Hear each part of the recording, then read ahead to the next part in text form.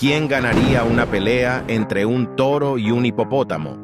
Aunque el toro es fuerte y ágil, capaz de embestir con gran fuerza, el hipopótamo tiene una ventaja significativa. Los hipopótamos son extremadamente territoriales. Poseen una mordida poderosa y un cuerpo masivo protegido por una piel gruesa. En una confrontación, el toro podría intentar atacar, pero las mandíbulas del hipopótamo y su fuerza abrumadora le darían la ventaja. En conclusión, en una pelea directa, el hipopótamo sería el claro vencedor.